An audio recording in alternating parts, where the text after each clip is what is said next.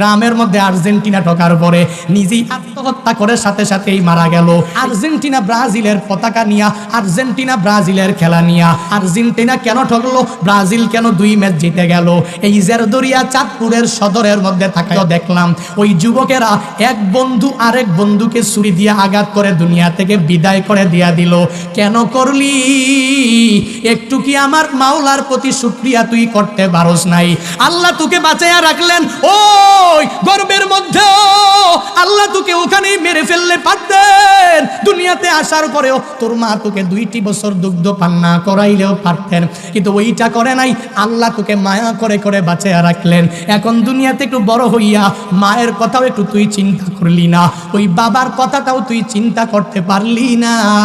যেই যুবকেরা এক যুবক আর এক যুবকে মারামারি লেগে একজনে আরেকজনের আর্জেন্টিনা ব্রাজিলের পতাকা নিয়া, আর্জেন্টিনা ব্রাজিলের খেলা নিয়া নিজেরা মারামারি করে মরে গেল। আর্জেন্টিনার ক্ষতি হবে না, ব্রাজিলের ক্ষতিও হবে না, ওই কাতারেরও কোনো ক্ষতি হবে না, কোনো প্লেয়ারেরও কোনো ক্ষতি হবে না, বরং সারাটা জীবন ওই মাই তোমার জন্য চোখের পানি ফালাবে, ঠিক কিনা? কেন করো নিজের নিজের নিজের আপন ভাইটাকেও তুই নিজে ধমক দিতে দেরি করলা না, নিজের বোনটাকেও ধমক দিতে দেরি করলা না।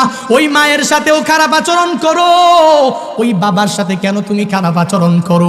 কোথায় খেলা, কোথায় কি? বলে হুজুর জাস্ট সাপোর্ট করি আর কিছু করি না। কিন্তু পাগলামি করো কেন? বলে আমার দল কেন জিতলো না? ওই যে ওই দিনও কুমিল্লাতে নিমসারের মধ্যে গ্রামের মধ্যে আর্জেন্টিনা ঢোকার পরে নিজেই আত্মহত্যা করে সাথে সাথেই মারা গেল। এই পাগলামি কেন করো? আল্লাহ তোরে বাঁচায়া রাখলেন, তুই কেন মরতে যাও? আল্লাহ তোরে এত মায়া করে বাঁচায়া রাখলেন, তুই কেন মরতে যাও? আল্লাহ এজন্যই এই আয়াতে কারিমার মধ্যে বান্দাদেরকে জানায়া দিলেন, হে বান্দারা, হে আমার বান্দিরা, 1 নম্বরে আনিস করলি, 1 নম্বরে আমি মাওলার শুকরিয়ায় তুই নিমজ্জিত হয়ে যাও, আমি মাওলার কৃতজ্ঞতা প্রকাশ করা আরম্ভ করে দাও। কেন করবি? কারণ আমি আল্লাহই তো আজও পর্যন্ত তোকে বাঁচায়া রাখলাম। ওই মা বাবার মাধ্যমে দুনিয়া দেখানোর ব্যবস্থা তো আমি করে দিলাম।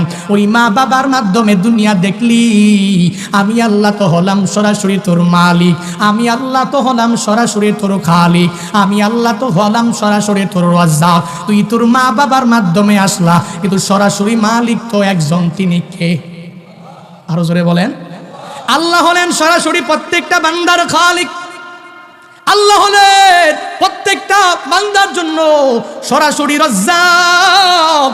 দুনিয়াতে মা বাবার মাধ্যমে দুনিয়াতে আসলা, আর আল্লাহর কৃপা দয়ার মাধ্যমেই দুনিয়াতে আসতে পারলা। এজন্য আল্লাহ বলেন, 1 নম্বরে আমি মাওলার শুকরিয়ায় তুই নিমজ্জিত হয়ে যাও, আর 2 নম্বরে যেই মা বাবার মাধ্যমেই দুনিয়াতে আসতে পারলা, ওই মা বাবার সাথে ভালো আচরণ করু, ওই মা বাবার সাথে খারাপ আচরণ করবি না, ওই মা বাবার সাথে কশিনকালে অন্যায় আচরণ করবি না। 1 নম্বরে শুকরিয়া হবে কার? জোরে বলেন, আরো জোরে। 2 নম্বরে শুকরিয়া হবে মা বাবার। কথা কার?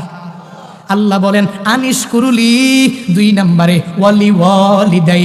1 নম্বরে আমি মাওলার শুকরিয়ায় নিমজ্জিত হয়ে যাও, 2 নম্বরে ওই মা বাবার শুকরিয়ায় তুই নিমজ্জিত হয়ে যাও। কেমনে হইবা? বলে মা বাবার থেকে দোয়া নেওয়ার মাধ্যমেই হইবা। ওই মা বাবার অসন্তুষ্ট মন নিয়া না, ওই মা বাবার থেকে বদদোয়া নিয়া তুই চলবি না। কারণ আল্লাহ তো ভালো করেই জানে এই বান্দা যখন মা বাবার সাথে মন খারাপ করে আচরণ করবে, আর ওই মা বাবা যদি সন্তানের ব্যাপারে দোয়া করে, আমার মাওলার দরবার পর্যন্ত তো বান্দা পৌঁছে যাবে। আর যদি মা বাবা সন্তানটাকে মাথার মধ্যে হাত দিয়া দোয়া কইরা দেয়, ওই দোয়া করতে দেরি হয়ে যাবে, আমার মাওলার দরবার পর্যন্ত পৌঁছতে দেরি হবে না, ঠিক কিনা?